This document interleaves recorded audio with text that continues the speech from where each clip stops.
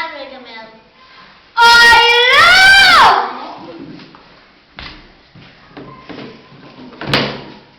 הנה, הגנתי על הסביבה!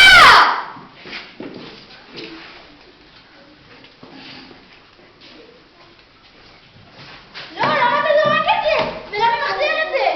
מה זה משנה? זה רק בקבוק אחד.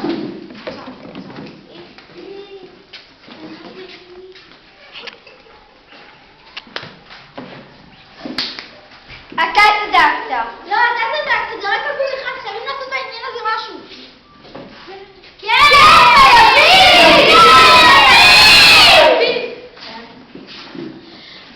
ועוד מקבלים איזה כסף! את מי זה מעניין כסף? זה מעניין את סבתא שלי! את סבתא שלך?